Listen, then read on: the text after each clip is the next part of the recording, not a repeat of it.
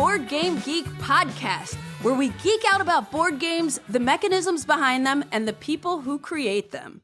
I'm your host, Candice Harris, and I'm here today with the owner and creator of Board Game Geek, Scott Alden, aka Aldie. How are you doing today, Aldie? I'm doing well, Candice. Very happy to be here. How are you doing? Awesome. I'm happy to be here too, and I'm happy to have you here as my first co-host. Yeah, super exciting. I'm very excited about this too. So today we're going to discuss our top 5 Spiel 2022 releases that we're most excited to play. And before we kind of get into talking about board games, I just wanted to just say a quick thank you to you, Aldie, for, giving me the opportunity to host this podcast. I am in love with playing board games, but something I've discovered in the past couple of years since I've been in the hobby is that I really also love talking about board games and kind of sharing them with other people, and also like hearing about board games and discovering games from other people as well. So having a podcast for Board Game Geeks just seems like right up my alley. So I'm like really grateful for the opportunity to be hosting this. Oh, you're welcome. And I think you are the perfect steward for the Board Game Geek podcast. I think when I met you, I was like, wow, you really like to talk about and are intriguingly interesting to listen to. I think that was I can't remember if that's the exact words I used, but I remember us driving in the car at one of the events that we've been to recently. And I was like, wow, I just don't want to like interrupt you at all. I want to hear your entire games play. Like, that's better than playing the game. Thanks, Aldie. Anyway, it's good that you're here, and I'm glad to be a part of this.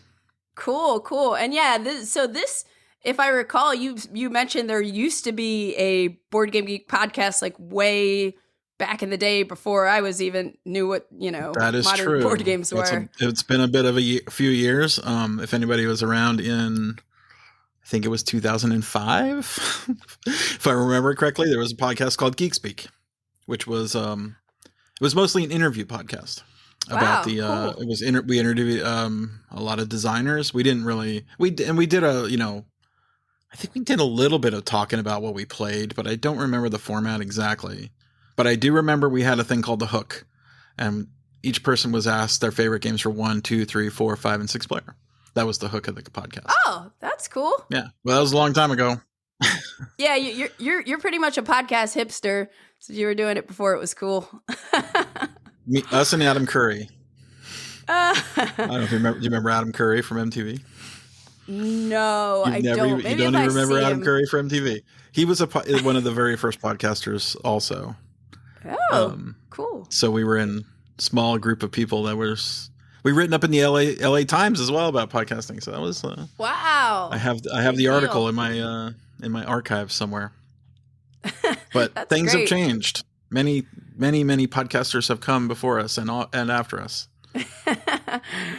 Well, we are rejuvenating the BGG podcast here. Yeah, it's exciting. Yeah, I like that Hook. What did you say the segment was called? It was the Hook. It was called the Hook, yeah. And it was best games for. Well, it didn't have counts. One. This was before solo games were like a thing. 2, 3, 4, 5, and 6 or more was the technical hook. Gotcha. That's a cool little that concept. gave people sort of something to think about. I might have to bring that back for an episode. The Hook episode. I wouldn't mind it to come back. I think it was a great idea. It was fun. It was fun to hear what people's favorites at those player counts, and things have probably changed over the years. 6 was almost always times up. But that might be different. I don't know if that's the case anymore. You never know. Things that might have changed. Well, there are a lot more 6-player games, but Time's Up is super fun. I remember playing it at BGG Con last year with Eric Lang running the game. He was super passionate about it. I think he had his own variant. Yeah. Was I in that game with you? I think I was. I think you did it at Spring. Oh, that's right. Yeah, you did it at BGG Spring, and I was at in 2021 BGG Con in November. He must be addicted to that game or something. We also had I think we had a not yet published game version of the game from Okay. R&R games. And it was very different than what I remember Time's Up to be, because it was very, it was a little more modernized, let's say. I didn't know half the references. Some of the younger people did in the room. Gotcha. But I did not. Cool. Well, I would also like to just give a quick shout out to my friends at the Game Brain podcast. I've been kind of like involved with co-hosting on episodes of Game Brain. They're a local group of gamers in LA that I very much enjoy playing with. They are a sassy board game group with impeccable taste in board gaming. And I feel like I kind of learned a lot from about podcasting and being on podcasts, listening to game podcasts, and just talking about board games with those folks. So I just want to give them a shout out too. But I think it's time we start talking about some board games. So let's jump into fresh plays.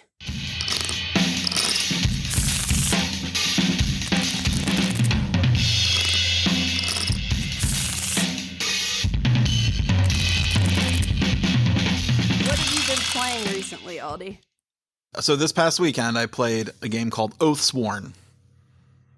Oathsworn, which is a fantasy... Oh, how do you explain it? Boss battler? Okay. Is that the terminology? A boss battler where I'm fighting. It's a team-based adventure game, right? Set in a fantasy world with fantasy type characters, fighting fantastical creatures. Usually just one. I think, although not exactly true, one. It's a boss character with minions, let's say. So there's 2 steps of the game. It's the first step is a app guided, and we use the app. It's an optional thing. You can just read the book yourself. It's an adventure through a city where you get to choose where you want to go.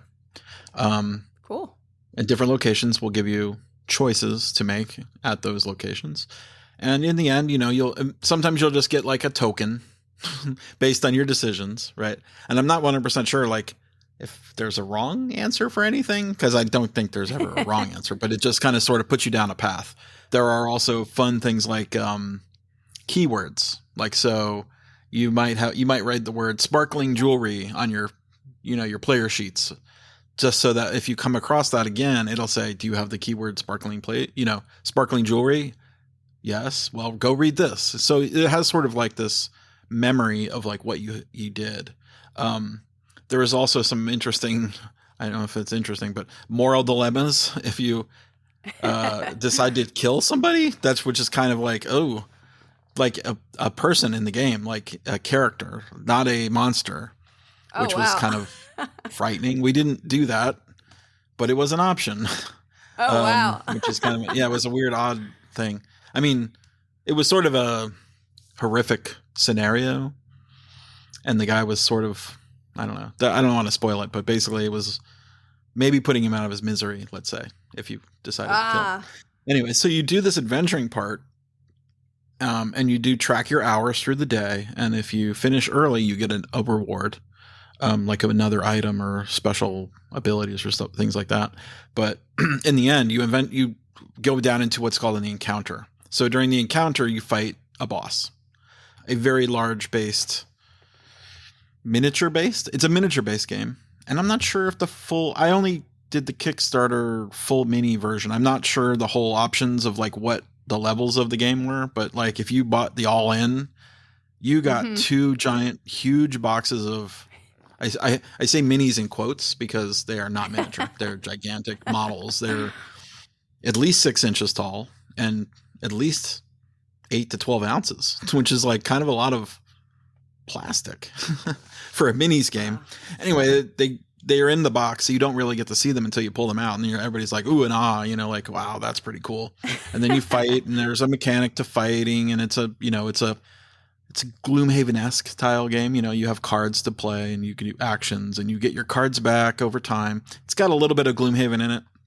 Cool. Not exactly the same, but similar. You can customize your character to have different abilities based on your level.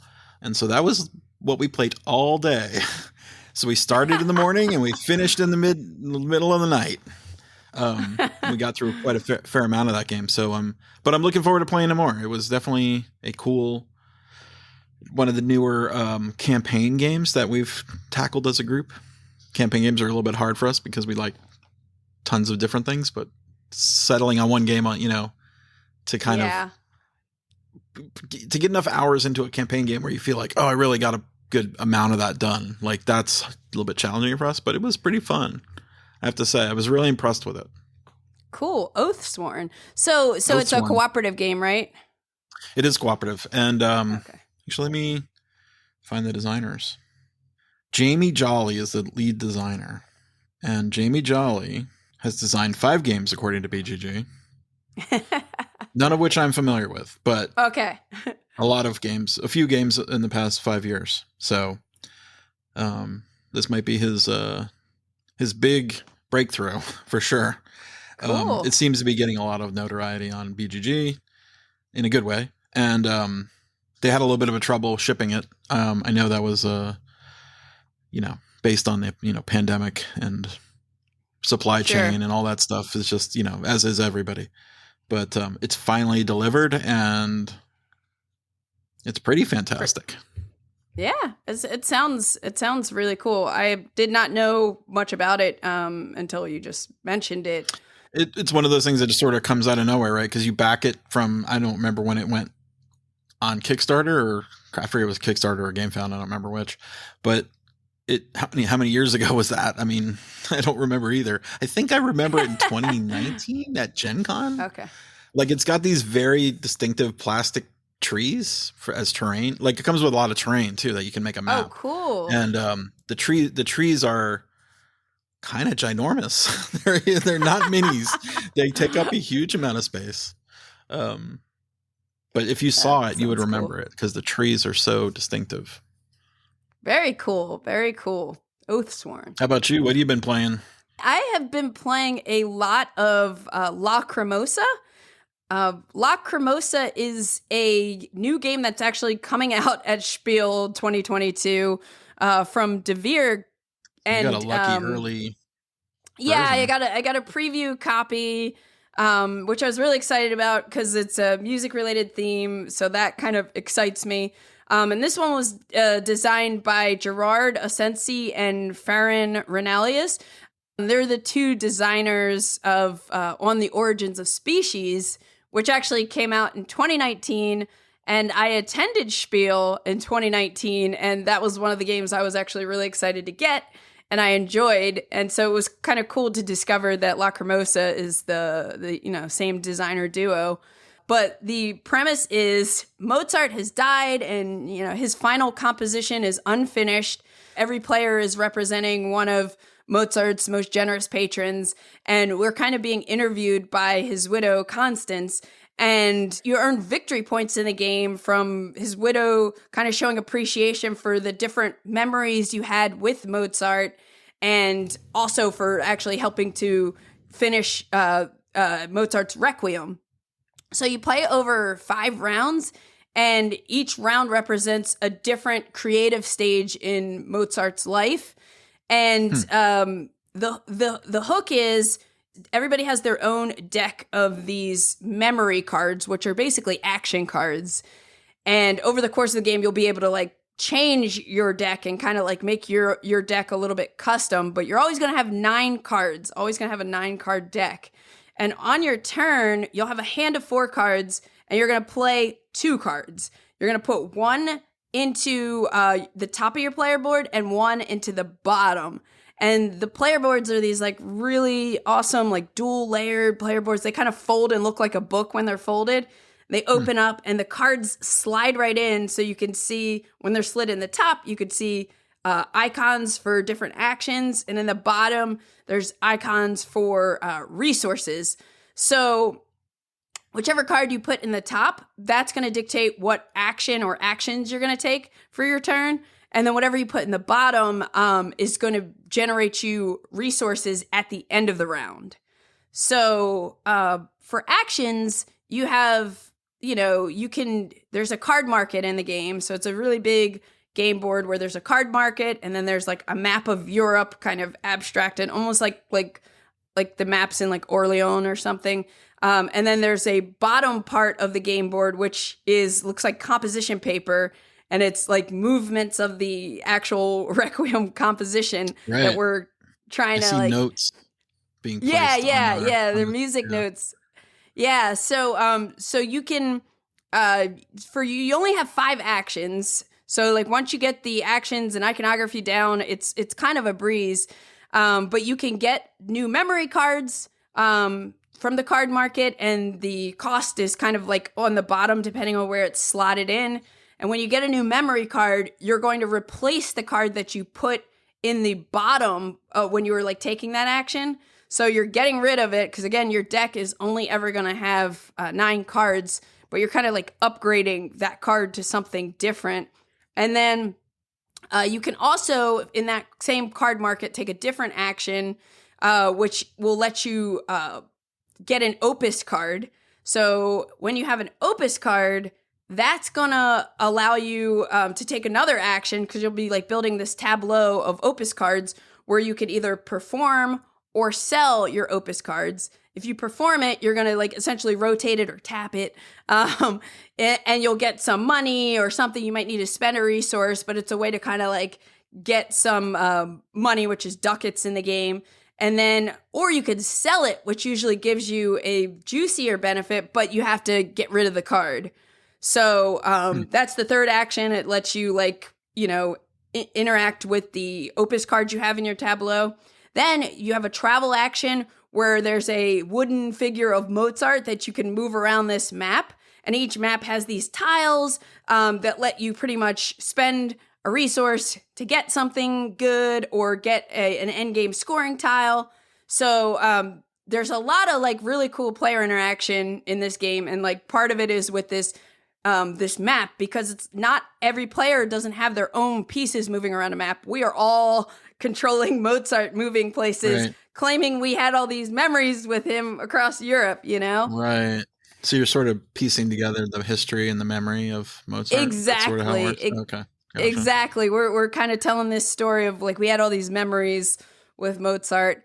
And then the last action is like the Requiem action, and that's where you're actually going to hire one of the 2 composers that are in the game. So there's like a total of 4 in the game, and you randomly pick 2 per game to use.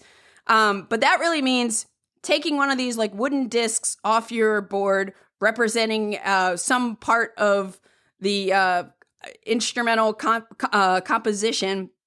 So you have like, horns, you have a choir, you have a timpani you can pull off, and you're kind of covering that space in one of 5 movements of the composition. And then there's sort of like an area control scoring at the end.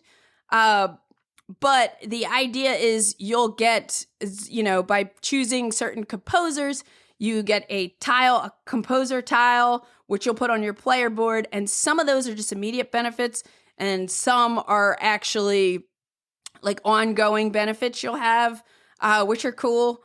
But at the end of the game, there's an area control scoring depending on which of the 2 composers contributed most to each movement. So when you're like picking like, hey, I want to put my timpani out in movement 4, you're choosing to put it on one side or the other side, representing one of the 2 composers. And at the end of the game, whichever composer contributed most to a section, they give you like more victory points than the other one. So you'll get points for all of your discs out there. But yeah, that's mainly like what you're doing is you're getting cards to update your deck. You're getting cards for tableaus, like for running your tableau. And there's a lot of like in-game scoring tiles that are related to the types of Opus cards you have in your tableau. So there are like lots of different ways you can Do you have to know music? Victory points. Sheet music at all? No, you don't need to know music because the iconography is really good. But like I said, I think what I like about it a lot is number one, the theme. It's music related, and it's just like it's a more unique theme. And then there's a lot of player interaction with like getting cards from the card market and moving Mozart around the map, and you'll just be so like, kind of like tug of warring with him or something. A little bit, but it's like, yeah. you don't know, like, if everybody decides to take a travel action and you're like really happy with where Mozart is because you're like, oh, I didn't mention you have to spend money. The further Mozart moves around the map, there's like coins in between each location. So you're like, okay, I have 1 ducat right now, and if Mozart stays there, then I can move him here, and I could get this cool benefit. But oh no, somebody else moved Mozart, 3 spaces away. Yeah. Right. So Gotcha. yes, so the interaction is just great, and I just like how you can like kind of customize your own action card deck, and it's like there's like some engine building to it. So it is like this one. It's similar to? Is there any kind of game it's similar to? I don't know. I can't really think of anything specific that it's similar to. It has kind of a, like, honestly, it almost reminded me a little bit, maybe because of the art style of On the Origins of Species a little bit. I wonder if it's the same artist. Could be the same artist. There's something that's, really like smooth and enjoyable about it. And honestly, like, this was almost going to be on my top 5 list, but I just had some other ones that I had to put on there instead. But Right. I'm Well, I'm you've already really played digging it. You don't have to go to Germany to play it.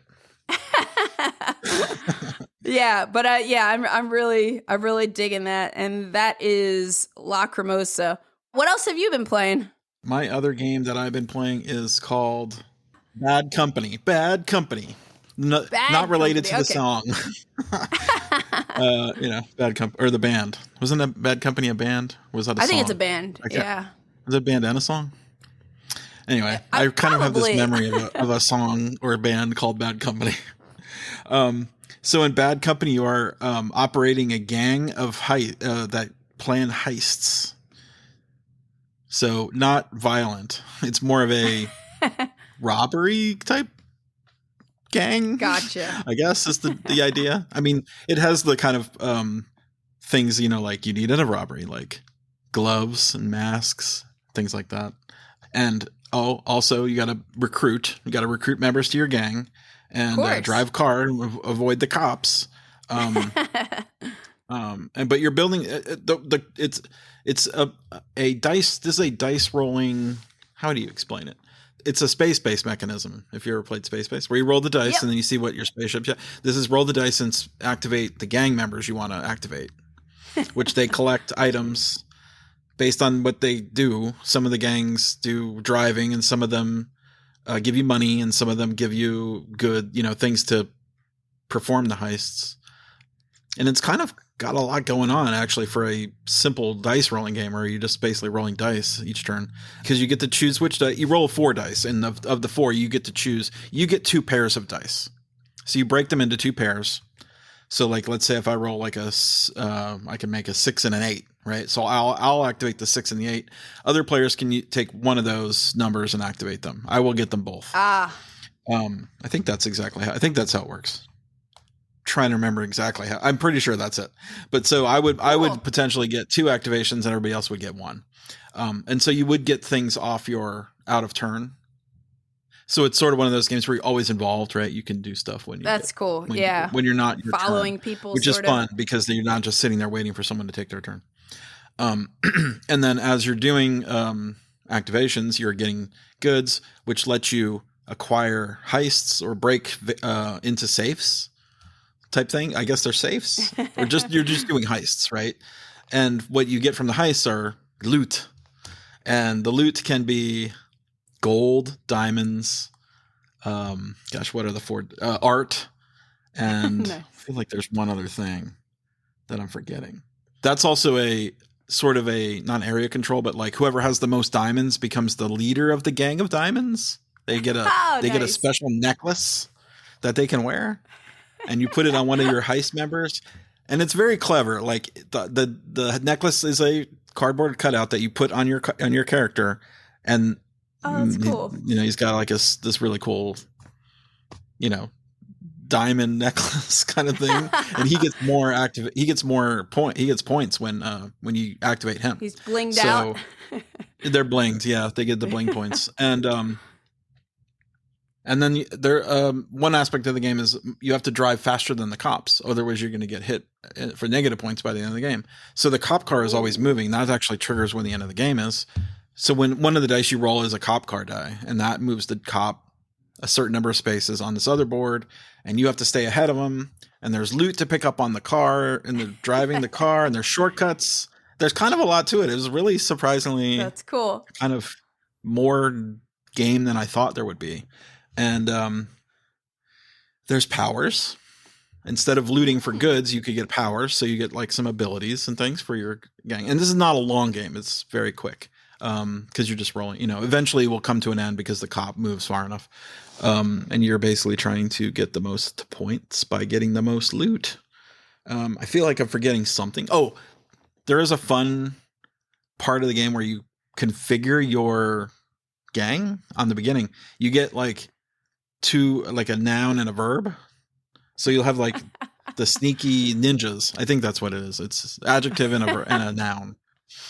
So, and that's your gang name? The sneaky ninjas. It's like, yeah, you cut it in. They're boards that are cut in half, and you get one half of the your gang name and the other half. So you have sneaky ninjas versus lucky angels or something, different names like that, or lazy ninjas, stuff like that. So that's cool. kind of fun. That is and they fun. all look different. All the art is different. All the characters are different. And as you recruit more of them, they get taller. So you can recruit more. Yeah, when you recruit, you're recruiting like numbers, right? So it's dice rolling, so it's 2 through 11.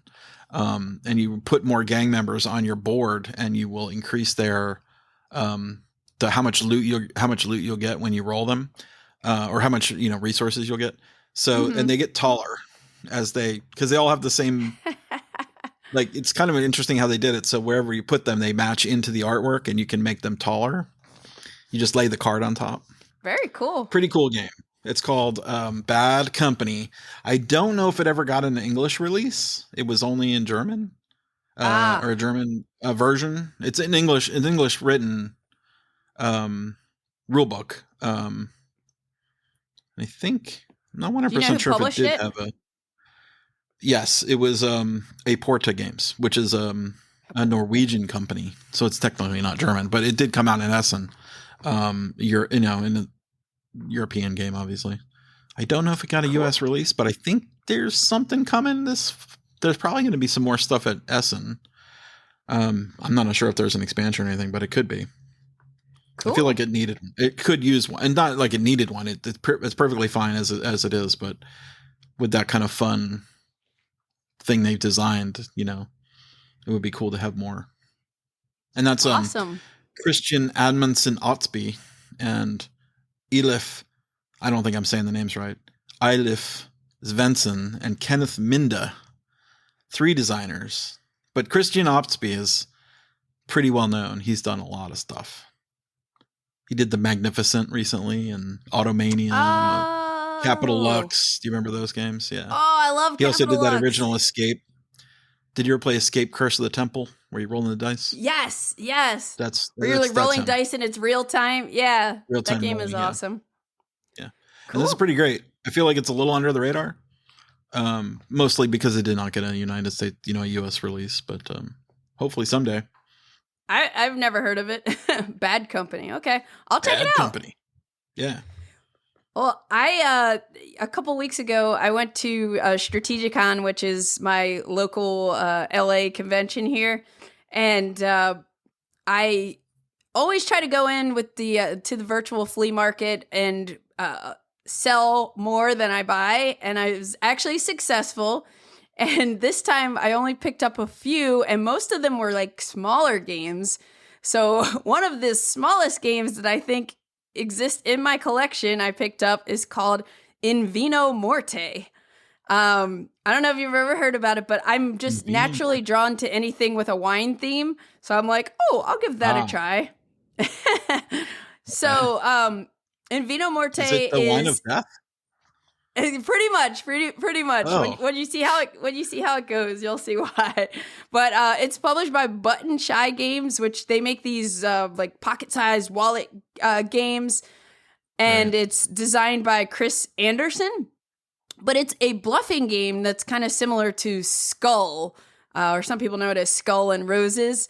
And I swear, when I first took out the rule book and started reading how it worked, which literally took like 2 minutes max, I was just already cracking up. And I have since, in the past couple of weeks, like I just carried around in my purse, and I've been like introducing it to so many people because it's really easy to teach, really quick to play. But the idea is you have a 16 card deck where there are 8 wine bottle cards, and then there are 8 poison cards. So you, you as the dealer get to look at all 16 cards, and you're going to choose one to give to every player face down, including yourself. So everybody's got a card, and you have to play with at least... No. I'm choosing to give you cards. You get to choose. Yeah. Oh, so I'm giving everybody a card face down, and there has to be at least 1 wine bottle card in play and 1 poison. But beyond that, I get to choose what I'm giving. So if in a 5-player game, I could give 1 wine bottle and 4 poisons out, or vice versa. Yeah. So you give out these cards, and then it starts to the player who's to the left of the dealer, and they have 2 choices. They can either drink or swap cards with someone else. So if you drink, you're going to like reveal your card. If it's poison, you're knocked out of the round, or knocked out of the game. But if it's wine, you live, you did well. And then, or if you swap cards with another player, including you could swap with the dealer, but it's face down and you don't reveal it. Then it keeps going around. Everybody gets that choice. So when it gets back to whoever's to the right of the dealer after they make that decision if they want to drink or swap, whoever still has a card face down in front of them reveals it, and you kind of see like, oh, who ended up with poison, who ended up with wine. But the game, it like kind of blows my mind with how many mind games, like how deep you can get with it. Well, it's like, well, I don't think Aldie would give me poison, but maybe I think he wouldn't give me poison, so he did give me poison. And then you start just questioning all these I know that things. you know that I know that you know. Yeah, that thing. Exactly. And there was a little bonus that came with the game that I didn't even realize because it wasn't on the listing, but it had this cheese expansion, which is Caseus Vitae, and it just basically adds 3 cheese cards. So depending on the player count, you can give out a cheese card after you like deal the cards to everybody or hand out cards to everybody.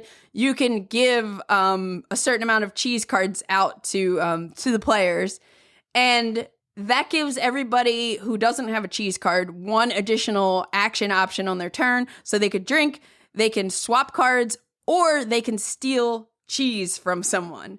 And cheese, when you reveal, it reverses the effect of whatever your card is. Right. So if you end up with cheese and it poison, opposites you? Exactly. So poison becomes wine and wine becomes poison? Poison is good with cheese, yeah. And wine is bad with cheese. So it's just like this silly game. I was just at my friend's wedding in Michigan. I taught it to so many people. And one set of friends, like their daughter, I think is 8. And she's just like, I want to play Vino Morte. I want to play Vino Morte. Like she got hooked on this game. So it's just a fun little game that'll just get you laughing. How many players can it play? It's from 3 to 9 players. 9, yeah. But we also made up a variant for 2 players to play it. But yeah, it's cool. And I just love that it's like one of those games like Love Letter or something where you can just kind of take anywhere. That sounds awesome. I don't know. I'm surprised I hadn't heard of this because I like this kind of stuff. Yeah, I think it might be out of print. I probably have it. I've backed so many of their Kickstarters. You know, you get if you do an all-in with the Button Shy stuff, you get like 20 games because they have that like makes sense because they're also tons small of little games. Yeah.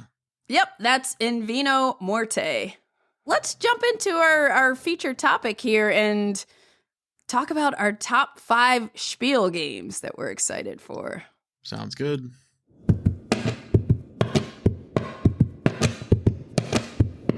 So, Aldie, I'm very well aware that there could be a ton of listeners of this podcast who might not even know what Spiel is as we keep mentioning Spiel? it. Yeah. Yeah. Right. It's a convention.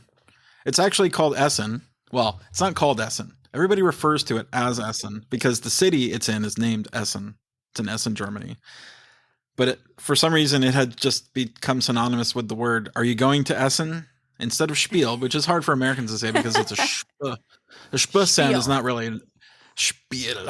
One time I, going to Essen or Spiel, I got stopped at the border. Well, didn't get stopped at the border. You have to go through the immigration in Germany.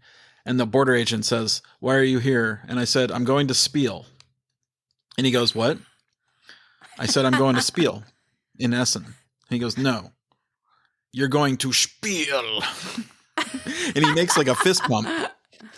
I was like, okay, you're a gamer guy. He knew it. He knew what it was. I'm going to start doing that. Spiel. But he had to give me the right pronunciation. Spiel. But it's pretty much the biggest board game convention in the world.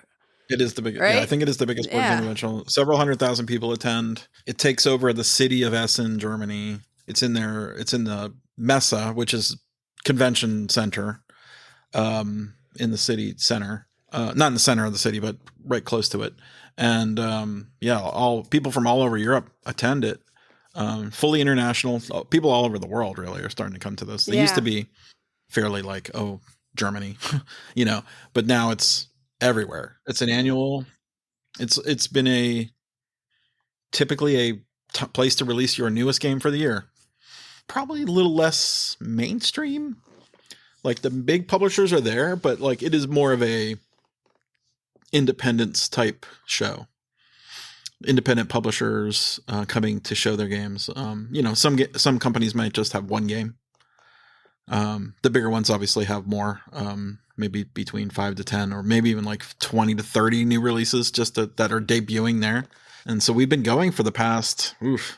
My first Essen was in, I think it was 1999. I think that was the year. It's either 1999 or 2000. I can't quite remember. What was even there back then? It was a smaller deal. It was not. And by the way, hardly anybody spoke English. It was a bit of a culture shock. Like when I went there, the first week we went to London, which is what I call Europe Light, because it's English speaking, but it's still Europe. It's still, you get like the little differences that happen in Europe, right? Like you get acclimated. First of all, you get your time zone change, and then we went to Germany the next week, and that was when, as soon as I came into Germany, and I got on the bus, and someone yelled at me in German because my bag fell on them. Oh. That's when I knew I'm not in Kansas anymore. I'm like, I just smiled and like nodded my head. I shrugged my shoulders, smiled and nodded my head because I didn't know what to say. I didn't even know how to say. I didn't speak German in German. Wow. So, sprechen Sie Deutsch was my constant question. Do you speak English? Yep. Or sorry, sprechen Sie English. Right. Sorry. I didn't mean saying that right. Yeah, so that would be like my first question because I don't speak German. I spoke English. And if they said nein, which means no, I would just say sorry, something, and then I would just move on to a different person. Getting cabs like that would be my first. Anyway, so it's a different world though now because almost everybody speaks English, which is kind of crazy. Yes. In 20 years, it's been 22 years. And you've been recently. So how was when did your first year you went? I went for the first and only time so far in 2019, just ahead of the pandemic year. And I think that was when we first met in person. I think that is the first time. You were walking around picking up games with Lincoln. Yep. I only went for 2 days. I went through, picked up all the games I was excited to get, and had a great time. I loved like all the different people playing board games around the city. And, having mulled wine. And I think I can't think of the name of it, but I got some other little wine card game that came out at the time. But it was like cool to get proper mulled wine in Germany and just we were walking home one night from dinner and bumped into Efka and Elaine from No Pun Included. So yeah, it was just a really cool experience, and I'm looking forward to going back in a couple weeks. This time with the BGG crew, so that it should be That's awesome. A couple weeks from now, yeah. But the moment we've all been waiting for, let's talk what are we about. Looking forward to? Yeah, what we are. By the way, there's a lot forward to choose from. There are hundreds and hundreds of games hard. to be. Eric Martin from BGG and also Stephen Cordell, who has been helping us do the preview list, has been compiling this game list for a few months now. Yeah. So we're going off that. If you don't know what that is, that's on BoardGameGeek. If you go to the preview section, it's got the Eschen Spiel 2022. I think it had 800, there's over 1,000 titles, but only 600 or 700 are in English. So I filtered on that first. I filtered out the German one. There's a little bit of overlap. Narrowing down from 700 to 5. Yes. It was hard. It was hard. That's super hard. There was way many more than 5. A lot of good stuff coming out. So what's your number 5? Number 5.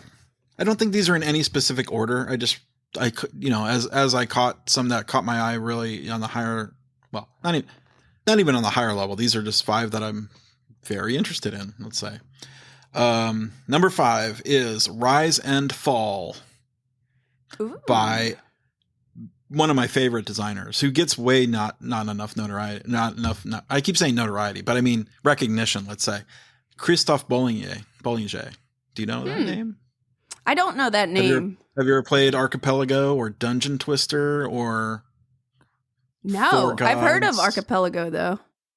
Yeah, Archipelago. I call it Archipelago. But yeah, Archipelago, and that's his big game. I think that's his big game that he's known for. Dungeon Twister was also a big one back in the day. But he is a fabulous designer, and I'm super looking forward to this because I don't think he's put out a big game. He has put out a couple big games. Four Gods, I think, was recent. That was 2016, and I don't know if he's got one more recent than that. But yeah, so Rise and Fall is a sort of a civilization game. Okay. From what I can gather. I have only been able to gather a little bit of information from what's been out there. So it looks really interesting to me. Like you're controlling a civilization and you're playing on a land, the landscape's unique. It's not like you're playing in the real world. It's a fantasy world. And so you start small and you grow into a full civilization with more powers, more units and stuff. I think it has 0 luck. So that's an interesting thing. I'll read this statement. Rise and Fall is a very immersive and addictive game. I like that always when it's in a description. Easy to understand, so easy to learn, lifetime master, with no luck or randomness involved. The initial creation of the world itself is a real pleasure, and each game brings a different map to the table. And then says new players will enjoy the game for its easy access aspect, since all actions you can do are displayed on the 6 cards of your player deck. So you have all of these actions right from the start. Says the more exigent, I don't know what the word exigent means, but the more exigent strategist players will love I don't know if that's a word either. Strategist players will love the game for its full control aspect and the fact that the learning curve seems to be a constant line of progression, which sounds good. It sounds like it's got more than one awesome. player. Yeah. It's 2 to 4 players, no language, it doesn't require any text or anything. So I'm liking that. It's got fantasy and territory building, right? So you're building out your civilization on a map. Cool. Area majority influence, deck, bag, and pool building, which is interesting because if there's no randomness, I'm not sure how that works, but whatever. And simultaneous action selection. Hey, that sounds actually really interesting. Rise and Fall. It does say 2023 as the year of release. I hope it comes out at Essen. I think it was said it was going to be released. They might have it just for demo then. I hope not.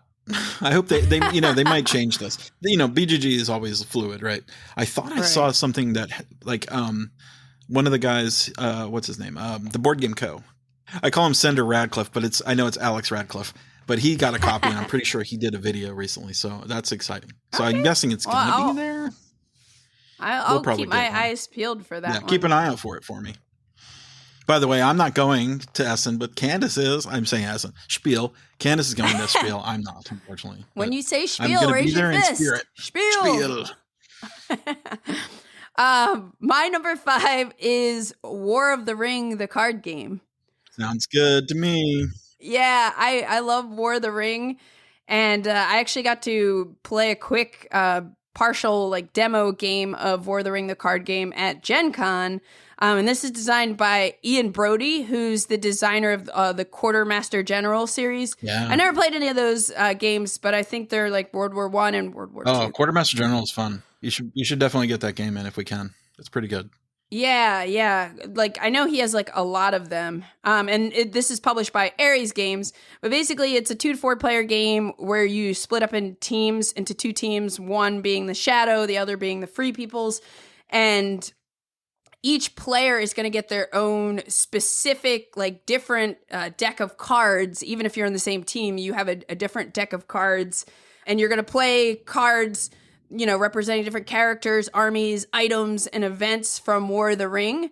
Since it's all cards, there's no, like, map. So each round, the starting player is going to, like, activate one battleground and a path. And then you're going to pretty much compete over those 2 territories, and certain like battlegrounds can only, you know, certain armies can play there, certain armies cannot play there. There's also there's a lot of like hand management, because every time you play a card, you have to cycle a card, which means like discard it face down. So you're always like have this whole moment with your hand, like what don't I need? You know, maybe sometimes it's easier. Like I won't be able to use this army this round. I'll definitely cycle that card. But what I liked about what I saw of it so far is that it seems like it's kind of like a blend of, you know, a living card game, like almost like Lord of the Rings LCG mixed with some of the elements of War of the Ring. I think that's what I liked with the War of the Ring. Like all the characters are in that game.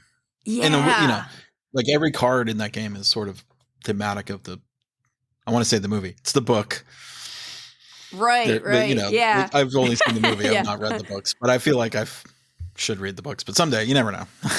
But yeah, the thematic stuff is really what gets me. Like that, hopefully that is retained with this game. I'm sure it is. I'm thinking it is, because I also, you know, a month or so ago, Ian Brody posted a designer diary on it, and this guy seemed just like a die-hard Lord of the Rings fan. So you need that. That designer diary just got me even more excited to like kind of get my hands on this and try it. So that is my number 5, War of the Ring, the card game. Aldie, what's your number 4? My number 4 is Beast. B-E-A-S-T. Beast. Is that on your list? It's not on my list, but I'm excited about that. Yeah, it sounds really awesome. It's a hidden movement game. So it's a 1 versus many. And I'm guessing the 1 is the Beast. So I'm sure all the Beast players I'll be the Beast probably. And it's a hidden movement, and they have like really cool powers. Apparently they've got like, you know, all the beasts have unique powers, and then all the hunters are of a fantastical nature. I really like the art on this one. A bunch of the art pictures have been posted on BGG. And it's got like, you know, you're going around this world of mountains and rivers, and there's terrain and there's cities, and it's like, I didn't want to like dig into too much to it, but because I didn't want to spoil everything, because there's like, oh wow, what does this character do? What does that character like? I think there's special abilities, which I love hidden moving games with special abilities, like the Sniper game by David Thompson. Have you played that? Yeah, Sniper Elite. Oh, yeah. Yeah, Sniper Elite. So sorry, who designed this one? This is from Aaron Midhall, Elon Midhall, and Aaron. Oh no, it's Aaron Midhall, Elon Midhall. Beast. Okay, is it the game you're thinking of? I wonder if it's the one you're thinking of. I know it's the game I'm thinking of. I'm going to look it up right now. Studio Midhall is the publisher. I think these are first-time designers, if I'm not mistaken. So I probably like looked this game up at the same time as something else. But yeah, this one I'm subscribed to, because I was like, this sounds really awesome. Yeah, it sounds right up my alley. Yeah, the theme is great. It's a fantasy-based hidden movement, which, if I'm not mistaken, I don't think has been done. I know there's a lot of hidden movement games out there. Now, there is a Hunt for the Ring, which is a Lord of the Rings themed hidden movement game, but that's different. It's not, I mean, the fantasy is based on Lord of the Rings. It's not, you know, you get ring race versus hobbits. This is different. It's a little more fantastical, I guess. More high fantasy. Cool. I think. It's hard to get a lot from the previews, and I'm trying not to spoil it because it looks like really cool up my alley kind of game. Yeah, it's the kind of game that you kind of want to just go in a little bit ignorant so that you can just kind of experience. Yeah, all I need to know is one versus many, hidden movement, cooperative on the one side. And the art is sick. Let me see if there's any other mechanics in here that I'm forgetting.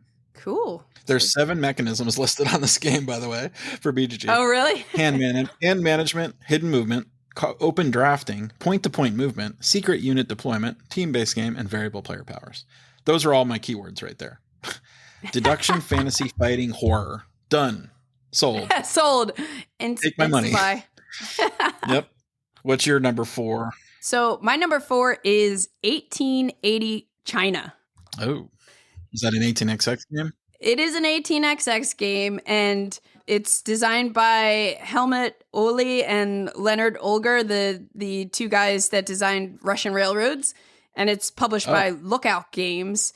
But this game was originally released back in 2010, and I think there was a reprint in 2016, and I've just got into 18xx in 2020, and I quickly found from either reading or watching people's reviews that 1880 China is just a lot of people have it as one of their like top 3 18xx games. So I've been really wanting to play it for so long and wanting to own it. For those who aren't familiar with 18xx games, they're basically like railroad themed stock market and tile laying games. Each player it gets to run railroad companies, but also invest in different companies. And there's a crazy interesting stock market. And then you're building routes where you're like running trains and you're upgrading your trains to keep up with the times and technology. And the object of the game is to make the most money. As far as I know, like 1880 adds like some new innovations to traditional 18xx games. And it's also, like, I think the designers... But it came out in 2010, huh? The original version came out in 2010? Yeah, the original version came out in 2010. Oh, so is this a reprint, or are they updating it? I think it's mainly a reprint with, like, new art, and, there might be some rules improvements, but Gotcha. but there's definitely, like, new artwork, new board art, I believe. So 1848 Australia is one of my favorite 18xx games that I've played, and it has the same designers. So I'm really kind of curious to see how 1880 China plays. And like I said, it's just been one that I've been wanting to get my hands on for so long because I love 18xx games, and I feel like this is going to be, I haven't played it yet, but I feel like this is going to be one that if I'm going to have a collection of just maybe like 4 or 5 18xx games, like I want this one to be one of those. What's the playing time on this one? Do you know? Oh no, I think it says like 300 minutes. It says so 300 it's minutes. So 5 hours. Yeah, it's probably about a 5-hour game. That's and an usually, all-day thing. Yeah, usually my tastes tend to lean towards the more weeknight evening games, like 18 Chesapeake and even 1848 Australia is like not that long, especially if you're playing with people who know the game. And this one is definitely a little bit of a longer one, but it has some new, new to me mechanisms and twists on like the 18xx genre, which I'm curious about. So that is 1880 China. Aldie, what's your number 3? Deal with the Devil by Czech Games Edition. Cool. I can't quite figure this one out from the minimal amount of information that I've gotten on BGG, but it is a secret roll hidden deduction game or hidden rolls game. So one person's the devil, one person's a cultist. I think you have to play 4-player only. One person's a cultist. Yes. 2 people are mortals. Some of them have the soul, like they have souls. Do you know much about this? Did you get to see I do. I'm sitting here smiling at you because Eric and I got a rundown of this at Gen Con when we had our meeting. Well, you tell me about it then, because I only know that. And then it's a little bit of a Eurofied yes. hidden rolls game. Tell me what you know. I'll tell you what I know, but I'll also tell you, spoiler alert, this is my number 3. So that's why I'm also kind of laughing. Let's go to your number 3 then. Or no, wait. You want to? We'll come back to it. We'll come back to it. Since you know more than me. No. Yeah, I'll let just, me do I'll my just number tell 3. you. No, that was my number 3. But we're all both number 3. Yeah, that's why it's hilarious. Okay, well, you talk. We both. That's hilarious. We did not coordinate this at all. 0. Nothing. So we both picked this as, we both picked this as our number 3, which is hilarious. But first of all, the designer is Matuis Kotri, which is the designer that did Alchemists, which is already in itself like a very innovative game. Have you ever played Alchemists before? I have played Alchemist. I like that game. Yeah, it's super cool, very like inventive. But this game, Eric and I got a rundown of it at Gen Con.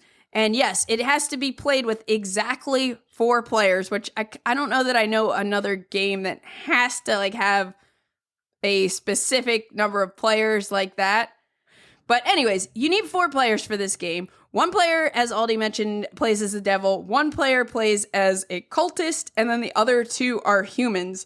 And this is an app-driven game where you're going to use the app. The app's going to kind of tell players what their role is, and also like throughout the game, it'll facilitate you trading resources with each other. And there's some other activities in the games that the app kind of drives to make sure it keeps everyone's roles secret, but also like while like keeping a layer of deduction throughout the game.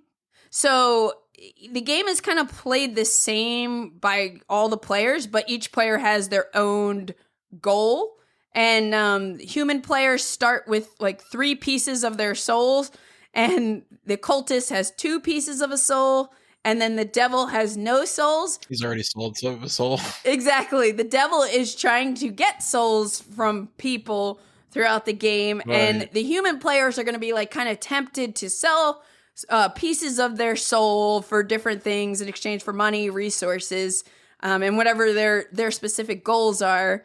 And then the other thing is like you were kind of mentioning is like, there's this like heavy Euro game that's blended with this secret hidden roles kind of game that's just like, it seems like so unique. I'm so intrigued by it. Yeah, it does. Sounds really cool.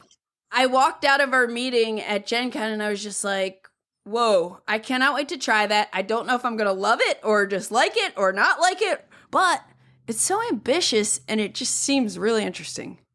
Czech Games, they do a lot of development on the games, so yeah, I'm hoping it'll be rock solid by the time it's done, right? Me too. But yeah, that is so funny that both of us picked that as our, or that it ended up in our number 3 slots. 800 games that we have on this list, or 700 English, that we both picked that for exactly the same spot. That's kind of crazy. So that is Deal with the Devil. Aldie, what's your number 2? Number 2 is Challengers with an exclamation point. Ooh. Is that on your list? It's not on my list, but I've heard great things about it. Well, do you know anything about Challengers? This is only on my radar recently. Barely. So you tell me what you know. Z-Man. This is a Z-Man game. Okay. Which Z-Man, if anybody ever knows, was acquired by Sophie with the Plan B company, and then the Plan B was acquired by Asmodee. So it's an Asmodee owned company. Rolls up to Asmodee. Not that really matters. But Johannes Krenner is the designer. Publisher Z-Man. I guess there's One More Time Games as the co-publisher.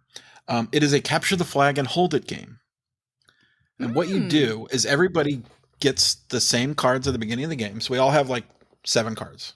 We have a 7-card deck at the beginning of the game.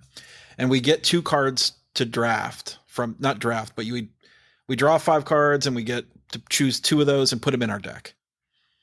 And if you don't want one of those, you can draw more. It's like there's a little bit of mechanics there to figure out how to draw, and you're basically adding 2 cards to your deck. And then you can take any number of cards out of your deck, but you do want to keep a good team, because if you get knocked out early, then the game turns into an auto battler. Have you heard of those auto battler games that are all the rage? Where you just no. program the system and then it just plays itself?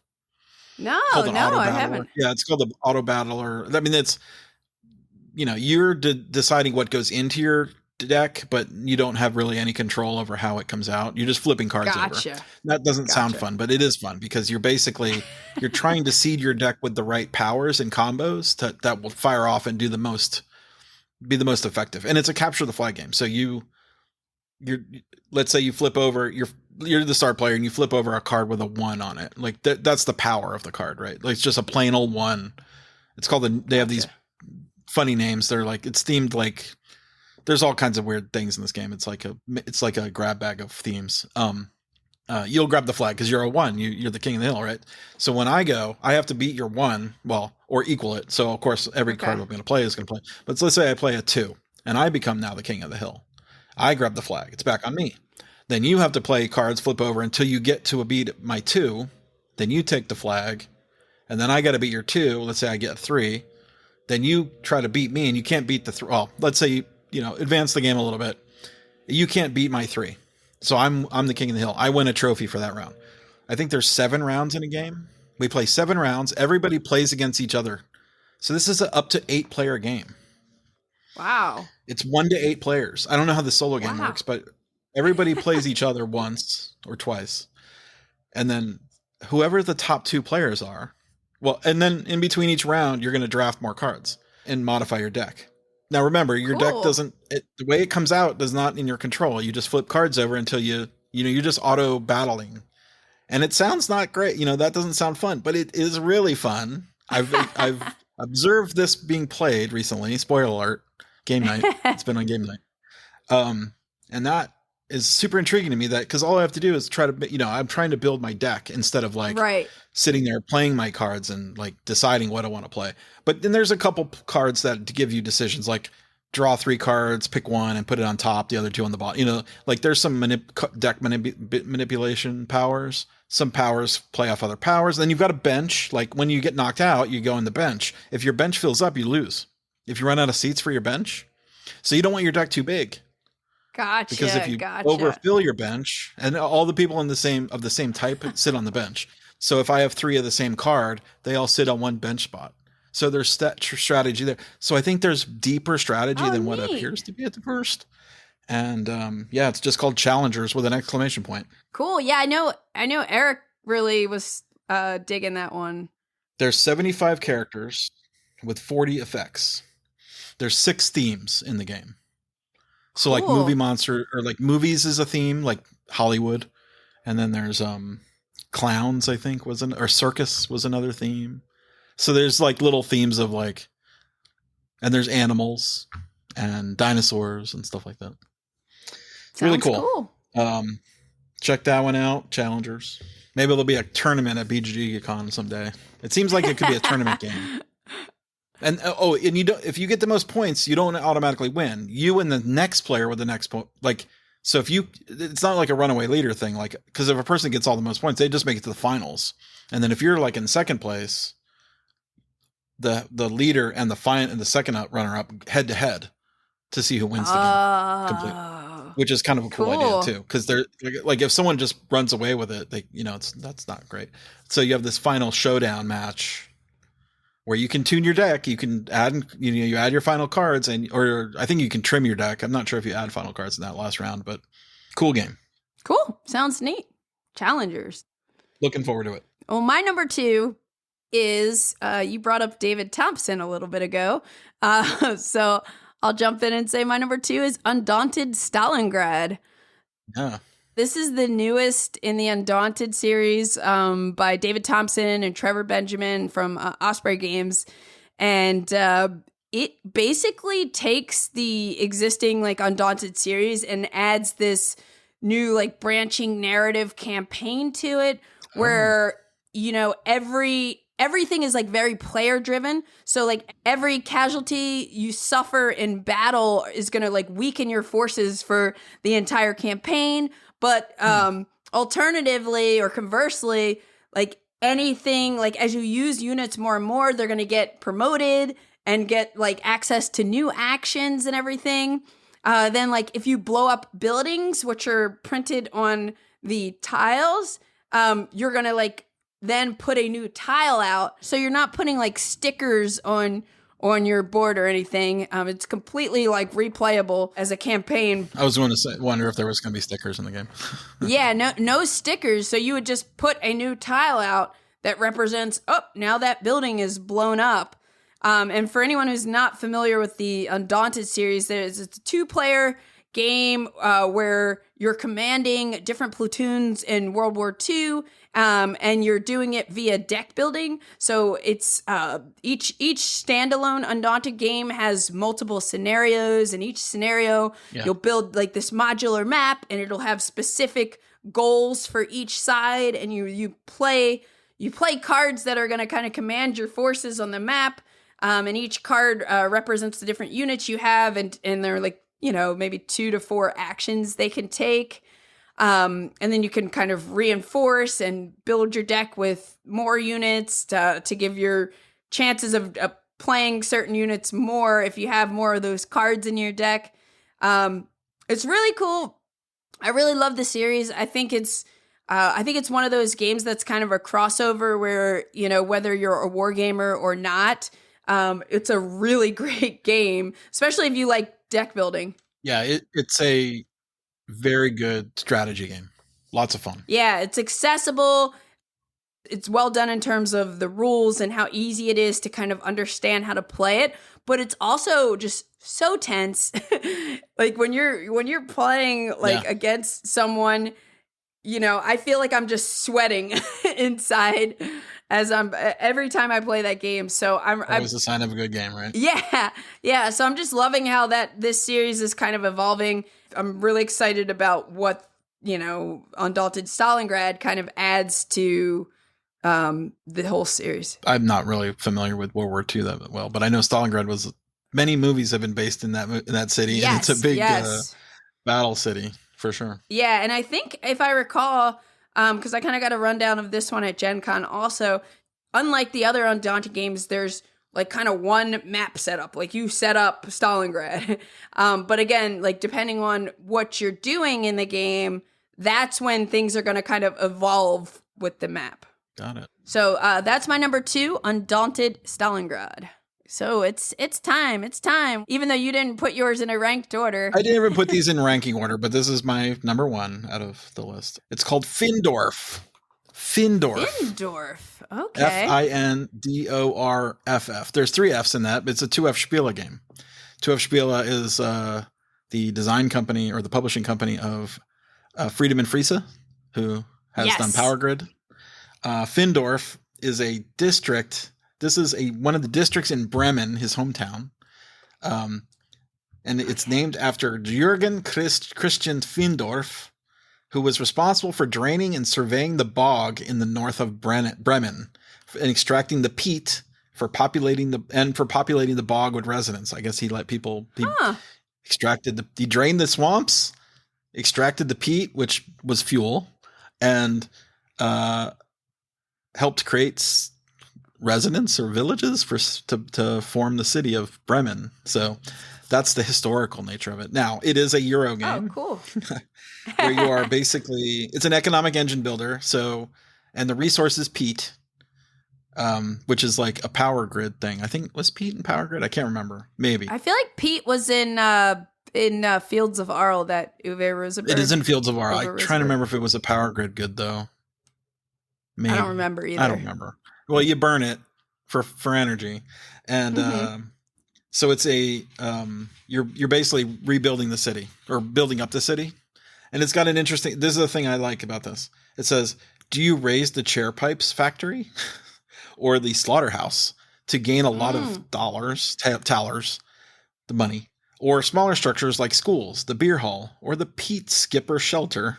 To win the game in small steps. You can even profit from the high mortality rate of this period by running a cemetery.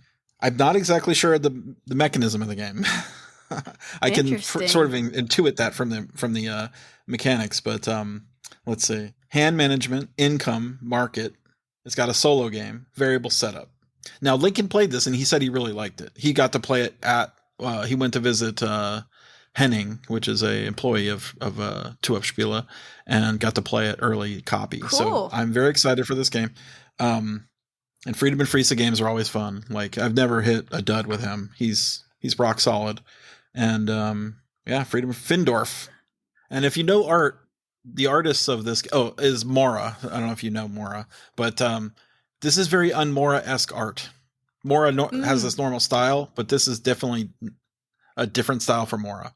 So I did not know much about this one, and now I'm kind of excited to check this out too. We definitely got to try. We got to try all the Friedman games. That's part of it. Every year, got to get them.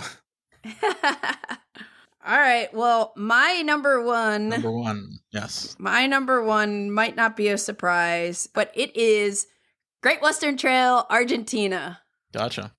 I am so excited, and this Alexander Pfister is the designer. You got to play that at Gen Con, right? I didn't get to play it at Gen Con, but I got to see it and kind of inspect the components and kind of got a rundown of everything. But I have since, like Lacrimosa, received a preview copy of it, and I've actually gotten a chance to play it twice so far at the time of this recording, and it will probably, by the time this is published, probably play it at least like 3 more times.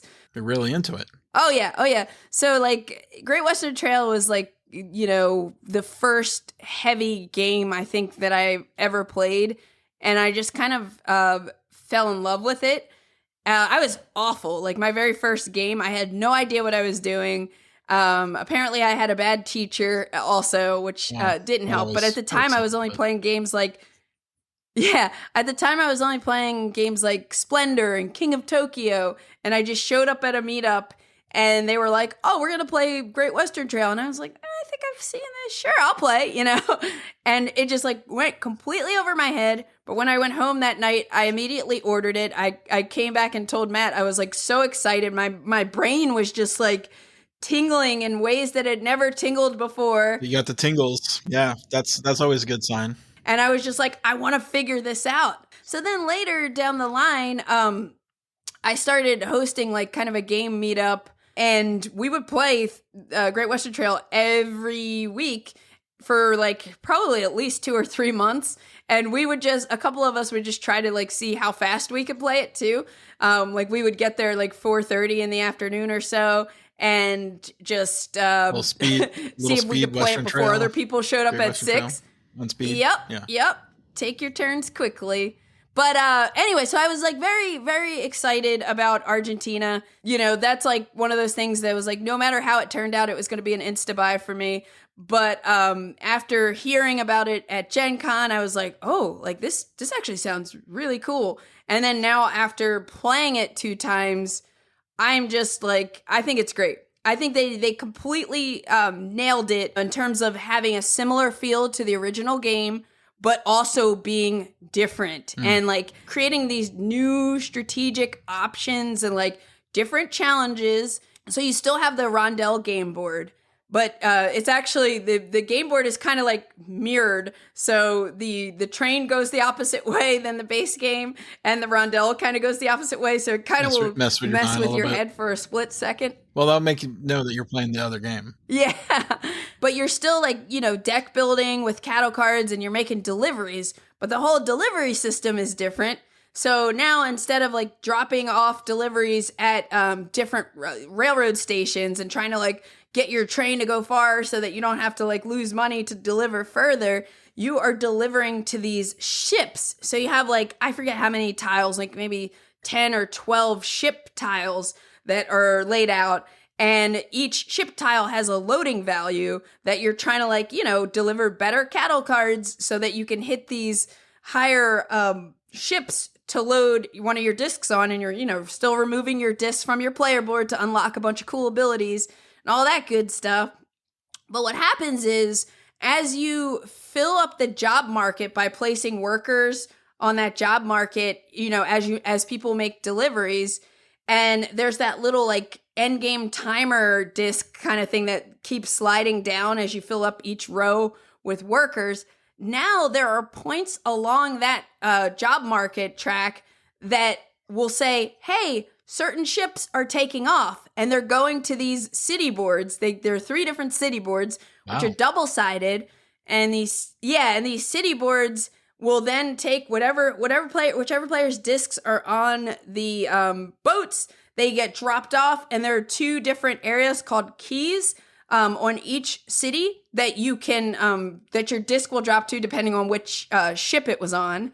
And then they just kind of sit there until you make future deliveries where you're able to, if you have enough grain, which is a new resource, you can then claim a spot in the city, which gives you money and or victory points at the end of the game. So it's this whole thing where you're like balancing this timing and trying to get on the different ships before they take off.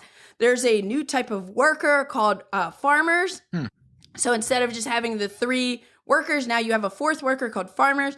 And the way you get farmers is by rescuing them along the Great Western Trail. You have to spend a certain amount of strength, which now your cattle cards have strength. Some of the workers you can hire have strength. So there's this whole other element of strength that you're needing to rescue these farmers. And then the more farmers you have, the easier it is for you to get more grain. And grain is good for, again, getting you to like your deliveries kind of when you get to the cities even better. So there's just like a whole bunch of like really sounds pretty new. So it's got similar DNA, but a lot more stuff going on too. Yes. New stuff. A lot more stuff going on. And it's just like different enough that it's like kind of like the most experienced Great Western Trail players are going to have to like kind of, you know, come up with new strategies and like money is easier to get, but it's like you have a lot more to kind of manage. Oh, the other thing is moving your train along the track is still important because depending on how far your train gets, there are different like shortcuts to delivering to Buenos Aires. So if you can get your train past a certain point, instead of taking the trail all the way to Buenos Aires, you can cut off early. You're basically hopping your train and taking the train the rest of the way to Buenos Aires. So that's also like giving you like new opportunities and options. And yeah, it's really, really cool. I was super excited about it. When I started playing the first game that I played of it, I'm 1 turn in, and I haven't played Great Western Trail in a while, even though I definitely consider it one of my favorite games. All those feelings came back, and I'm like, I love this. I love this. Yeah. So I'm really excited about it. I'm really curious to see what they're going to do with New Zealand, right? Which is the 3rd in the trilogy, which I guess is coming out probably in 2 years' time, I would imagine. But yeah, this is my number 1 game. Like if I was going to Spiel and I could only get 1 game, it's going to be Great Western Trail Argentina. Oh, it sounds like a good list. Yeah. And now like there were some games on your list that had me excited too. I mean, there's so many games. It's so many games. We're in a renaissance of gaming. So many things coming out, and we're spoiled with all the choices. By the way, back in the day, you could buy all the games at Essen in maybe half a day. Maybe 2 bags. You could fill up your 2 bags and be really done. Yes, that was the way it was. It was not that. It was not. And you got all the new games. I packed almost every game in my 1 suitcase the first year I went to Essen. I bought probably 20, maybe 30 games total. And that was pretty much everything. That was all the big, not everything, but, most of the games that sort of like were the gamer games, let's say. Crazy. Yeah, well, you're not doing that anymore, huh? Nope, those days are long gone. Now you need a whole crew. The crew is going to pick up games. So if you see the crew, Candice will be there. Say hi. Introduce yourself. I will. Are you going to be? I think you'll be wearing. Yes, you're probably wearing your jersey, right? Yeah, we'll all be wearing our BGG jerseys. So yes, please say hello if you are attending Spiel. And I would love to say hi. But otherwise, I'm really excited to just, I know there are going to be so many new games that are not on either one of our lists that I'm going to discover. That's another thing about Spiel. It's always the games that people talk about after, like, or during, like, oh, did you check out blah, blah? And you're like, no, I've never even heard of that game. What are you talking about? Yeah. And so that's sort of fun, the fun thing as well. Being an attendee of Spiel. That's always a good time. And the food and the beer. Yes. Eat schnitzel and currywurst and drink beers. Or wine, as it were, or mulled wine. Mulled wine. There we go. Well, great talking to you, Aldie. This was really fun, and I'm stoked to play all these games that we talked about. Yeah. Well, thanks for hosting the first podcast, the Board Game Geek podcast, and thanks for letting me be the first guest on the show. Absolutely. You've been listening to the Board Game Geek podcast, produced and edited by Candice Harris. Special thanks to Matt Fonda for editing and mixing our music. Be sure to visit us on the web at BoardGameGeek.com. You can also find us on YouTube, Twitter, Instagram, Facebook, TikTok, and Twitch under Board Game Geek. You can reach us by email at podcast@BoardGameGeek.com. Thanks for listening, and happy gaming!